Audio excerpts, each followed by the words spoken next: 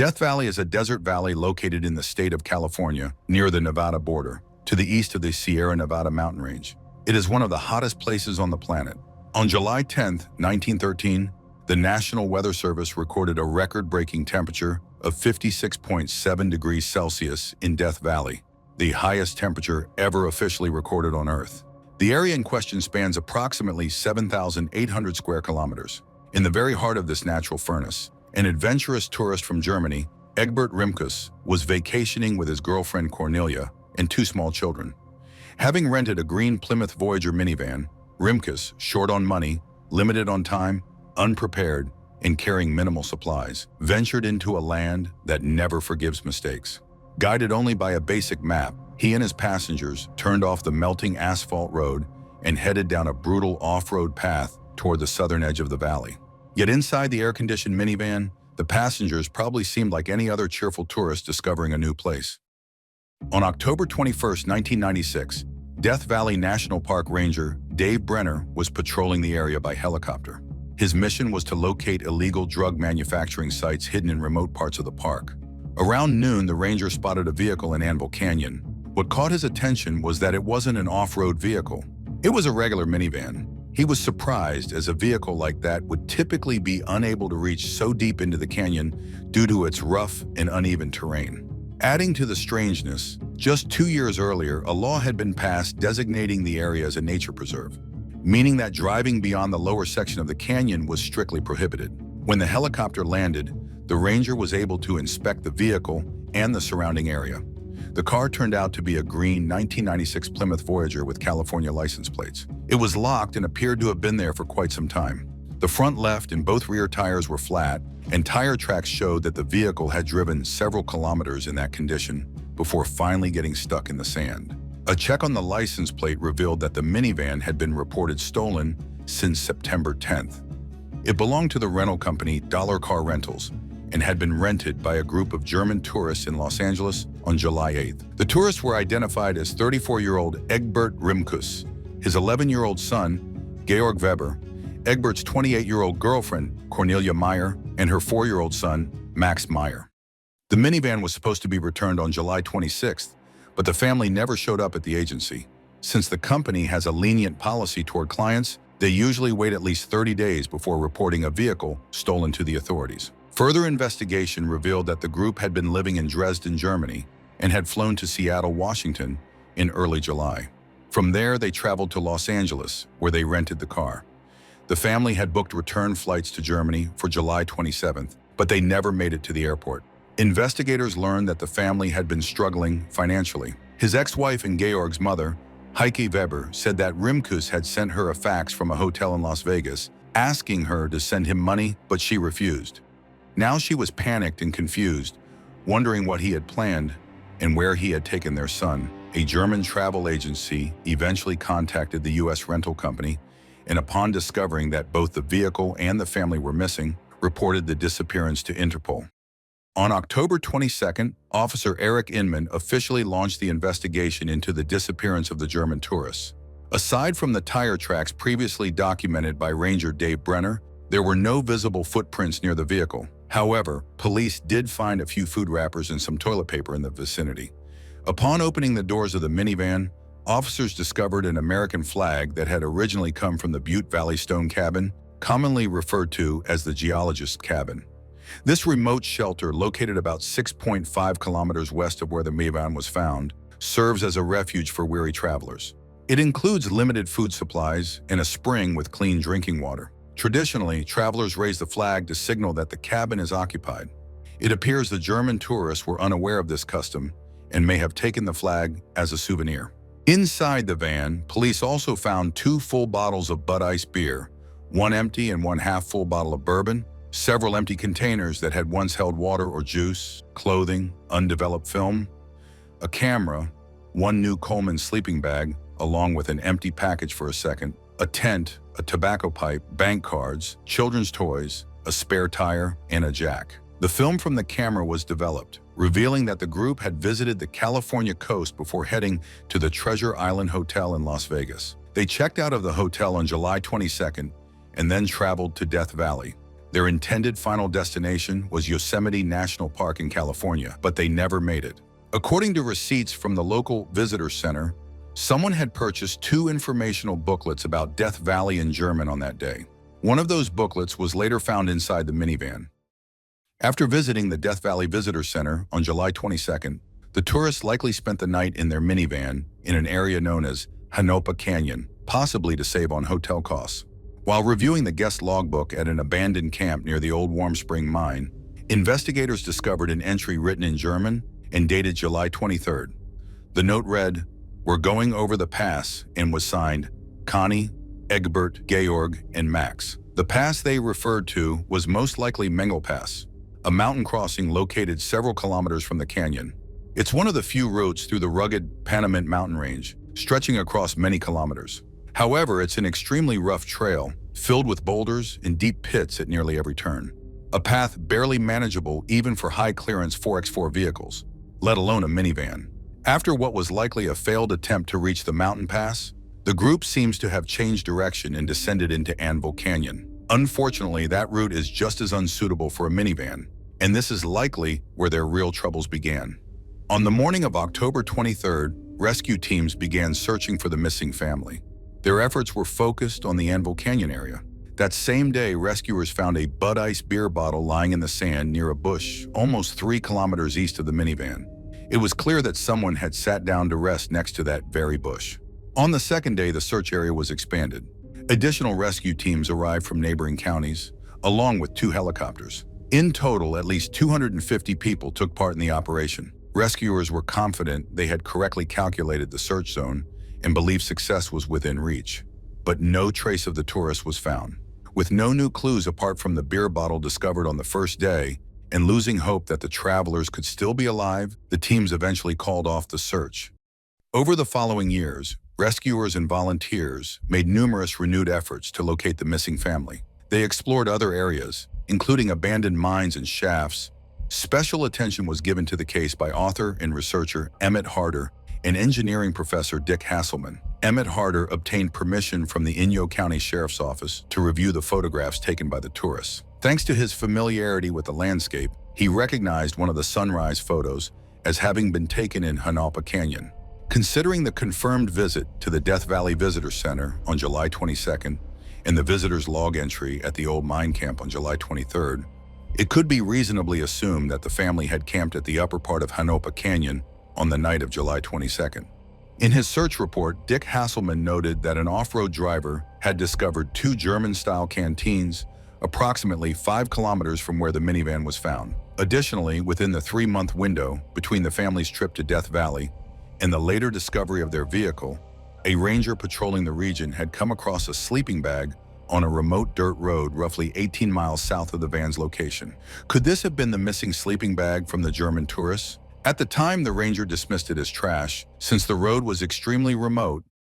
Search teams were especially puzzled by the fact that the tourists had vanished without a trace, which led to numerous theories about what might have happened to them. Beyond the most obvious explanation, that the family got lost, suffered tire failures, and succumbed to the brutal heat of Death Valley, more mysterious and conspiratorial theories began to circulate. Hasselman speculated that Rimkus, who had shown interest in industrial research and rocket propulsion, might have attempted to infiltrate the nearby Naval Air Weapons Station, China Lake. His ex-wife mentioned that Egbert had been obsessed with the idea of sneaking onto restricted military territory to witness weapons testing. Unfamiliar with the harsh terrain of Death Valley, Rimkus might have believed he could cross Mengel Pass and get closer to his dream. But since such a route is impassable by minivan, the vehicle ended up stuck in Anvil Canyon instead. Some went further, suggesting that the family saw something they weren't supposed to on the military base, and that the government had made them disappear. Others believed the tourists may have taken a shortcut toward Yosemite and stumbled upon criminals, or even members of the infamous Charles Manson family, who, according to rumors, were still hiding out at the remote Barker Ranch. Yet the most widely circulated theory was that Egbert had staged his own disappearance and kidnapped the children. Former colleagues claimed he had once mentioned plans to move to Costa Rica. But if that was the case, why choose Death Valley, one of the most unforgiving places on Earth, to fake a disappearance? There were no new developments in the case until 2009, when it caught the attention of Tom Mahood, a member of the Los Angeles County Search and Rescue Team. In the fall of 2009, after meeting with Emmett Harder and Dick Hasselman and studying police reports, Mahood had a remarkably simple insight. Since the tourists were unfamiliar with the terrain and had likely relied only on the primitive maps in their visitor booklets, search teams should try doing the same. Based on this logic, Mahood began piecing together a theory about what may have happened to the family.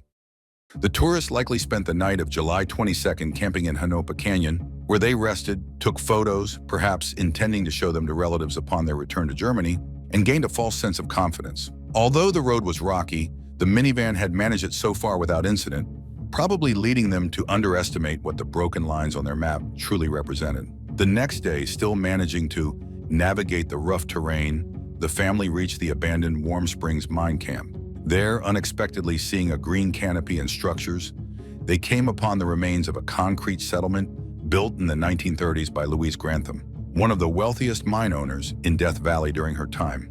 Back in her heyday, Grantham had hired cooks to serve hot meals in a spacious dining hall. If the family believed they'd stumbled upon a functioning settlement where they could ask about road conditions, they were mistaken. The camp had been abandoned for decades. Still, they could rest in the shade of trees, find shelter in the concrete buildings, and refill with fresh water from the nearby spring. At the site, Cornelia Meyer came across a visitor logbook. In German, she wrote, "We are going over the pass," and signed all their names. It's unclear whether this was an overly confident declaration or a kind of breadcrumb trail. A quick note before setting off on a grueling journey. Beyond the camp lay Mengel Pass, a brutal mountain crossing where travelers had to climb over boulders in the searing heat. Only serious off-road vehicles could handle such terrain. But on the crude map the family had, the road didn't look any more threatening than what they'd already faced.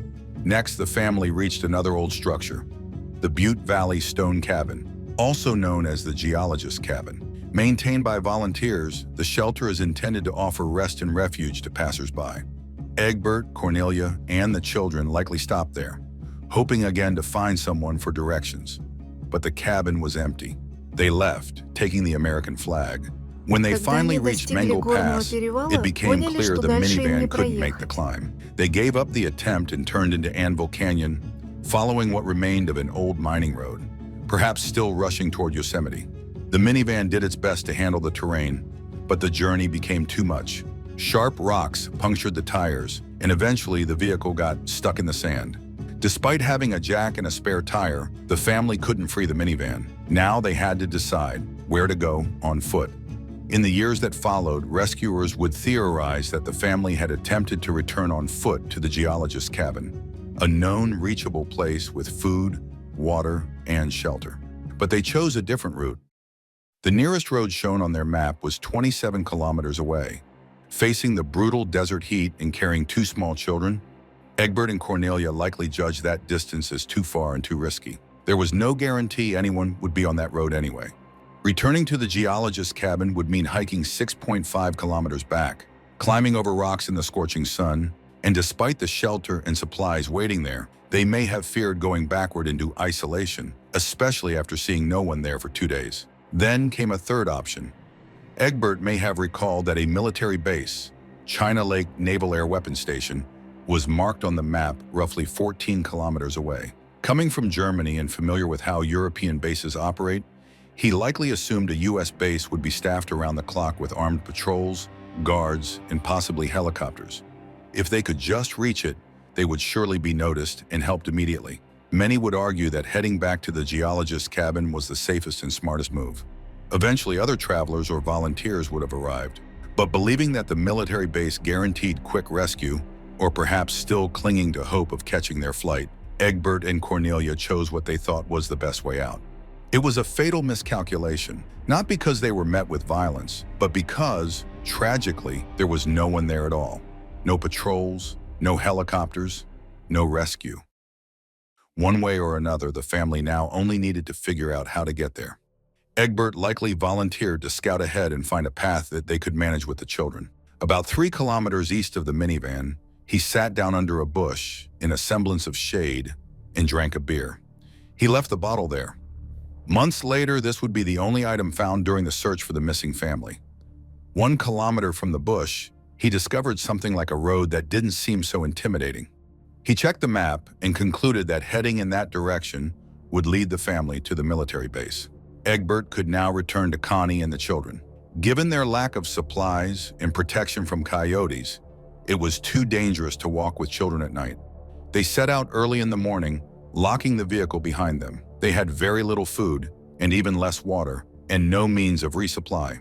The road Egbert found was 4 kilometers away. For a healthy adult under normal circumstances, that would be less than an hour's walk. But this was not a normal day, nor normal terrain, and they weren't a group of fit adults. They were poorly prepared, even for a moderate hike, wearing regular shoes, not suitable for rough walking. Still, while the journey was difficult, it didn't seem impossible. After 4 kilometers, the wide road veered right and appeared to dead end in the mountains. Maybe they were already picturing the safety of military infrastructure just a few kilometers away. They had been walking for around 3 hours. In total, they would be on the move for 5-6 hours. In such heat, adults lose about 2-3 liters of fluid per hour, and children about half that. To stay hydrated, they would have needed to drink 20-30 liters of water before reaching the base. But they didn't have anywhere near that much, and by now the temperature had risen above 40 degrees Celsius, 104 degrees Fahrenheit, with no sign of relief. After 2 more hours, they finally climbed a ridge, only to see more mountains and more sand. Nothing else, not a trace of civilization. The military base, which they had imagined as a secure compound with hundreds of soldiers, turned out to be a vast expanse of desert spanning thousands of square kilometers, with no reason to be regularly patrolled. Desperate, the tourists must have spotted a sheer slope in the distance. They headed that way. Even reaching that bit of shade in their condition probably took another hour. It's incredible they made it that far, but they had nowhere else to go. Evening came. They stopped there, likely unable to walk any farther, yet maybe still holding on to hope that someone would find them. Sadly, for the next 13 years, no one did. The vast, overwhelmingly empty, yet hauntingly beautiful landscape of Death Valley was the last thing they ever saw, before surrendering to the desert, lying down on the sun-scorched sand, and taking their final breath of blistering, searing air. While professional rescuers asserted that Egbert and Cornelia with their children would not have gone in the direction of the desert naval base, and therefore decided not to conduct searches there, Tom Mahood came to the conclusion that they were mistaken and that this was actually a likely direction for the tourists. Emmett Harder had already attempted to explore that direction several years earlier, but Tom wanted to go even further, all the way to the base's boundary. After many days of searching, Tom and his colleague Les Walker finally found the bones in the diary of Cornelia Meyer. Of course, torn and faded by the sun, but well enough preserved to identify its owner, southeast of the desert area called Goler Wash. The bones of Connie and Egbert were found approximately 13 kilometers from the minivan in a very remote desert area. Behind them were beer bottles and 2 empty water containers. This discovery put an end to all questions and hopes that the missing tourists were living a secret life in a distant country. During subsequent searches, smaller bones were also found, but DNA analysis to definitively confirm that they belonged to Max and Georg was no longer possible. This story serves as a sad reminder that nature can quickly turn into a deadly trap for unprepared travelers. When venturing into the desert, it is important to take plenty of supplies, an accurate map, choose a suitable vehicle, and inform someone about your planned route. Death Valley can be a very dangerous place for those who are not ready to face it head-on.